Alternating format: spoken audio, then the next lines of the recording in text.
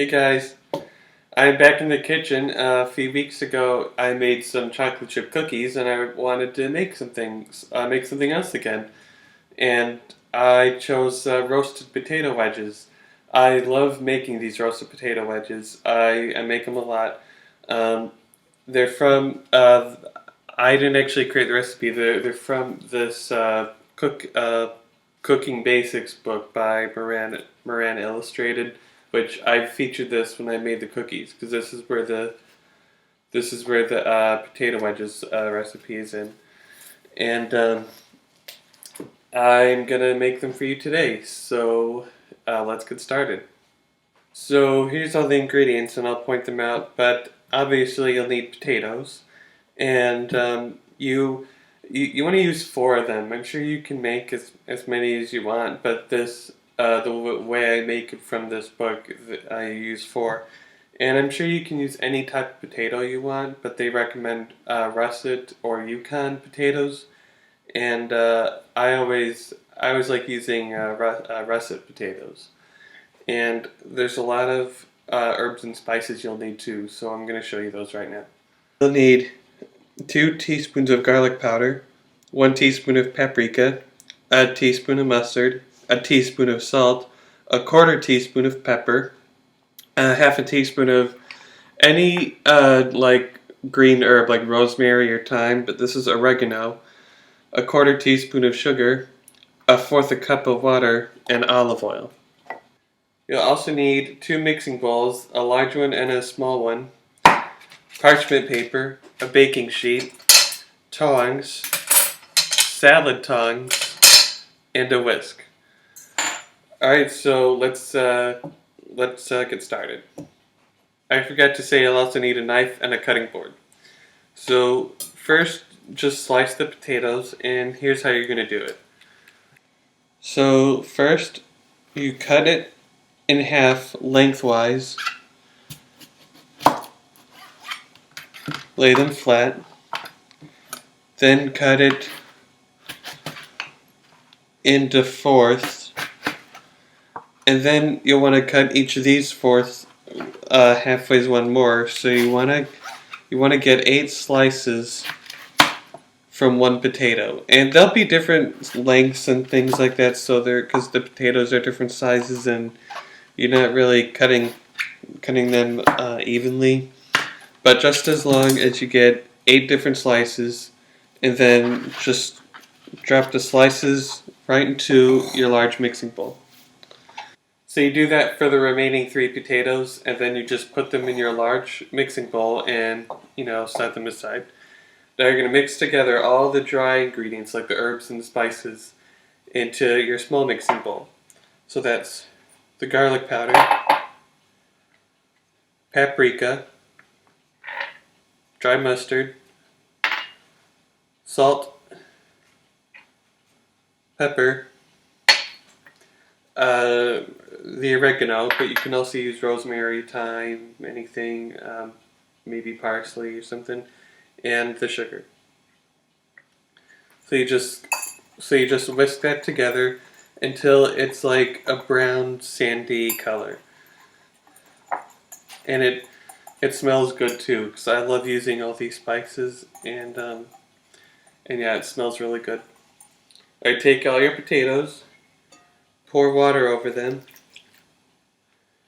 and you wanna pour olive oil over them. But I'm currently out of olive oil, and so I just have the one that you kind of spray. So I'm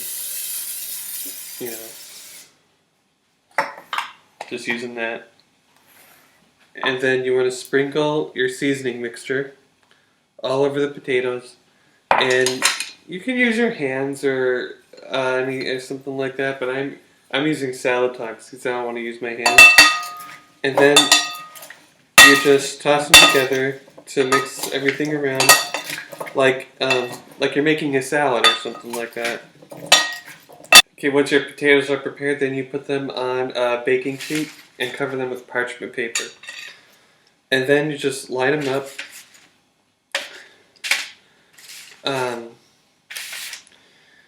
I make this recipe a lot, And so I love making these. And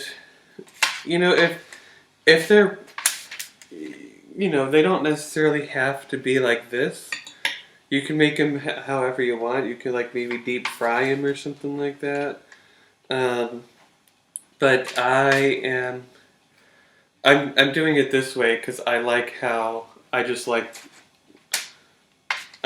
like them this way, and they look um, they're really good because the oil and the water and the seasoning mixture, they look all so glossy and shiny. And I know you can't see it well, but but in a minute I'm gonna show you what they look like on the baking sheet before I put them in. Okay, now you see what they look like now. I was able to get them lined up, and you'll have an extra like watery mixture in the bottom of your bowl. So just drizzle um, the remaining spice and oil mixture. I'm gonna sorry about that, but there's an extra here, and I'm just gonna scoop it.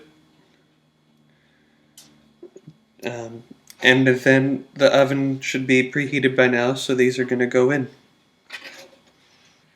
So it's been 35 to 40 minutes. Um, I put them in for 35, but you cook them at 35 to 40, and I know I didn't say that earlier. Um, and I just got a bowl here I mean a plate. Sorry, I just got a plate to serve them on. And these are really good, and they're so crispy, and you can make them spicy too. Really, you can make these however you want. They can either be um, like if you want them spicy or not spicy, depending on what spices you use. Oh, these look great. This is actually going to be my lunch today too. So I hope you make these. And you don't have to make them the exact same way. You can change them or if you want. I just made them to have the book said them. But you can, you can use whatever herb you want, whatever spices. Maybe even um, cook them for a different amount of time. Or when you're doing the water and the oil thing, you can maybe try a spray on olive oil. I don't know. Maybe try canola oil or vegetable oil or maybe like lemon or lime juice or something. Maybe add a little juice to it to make it kind of sweet. So yeah. So please subscribe, and I'll see you guys soon.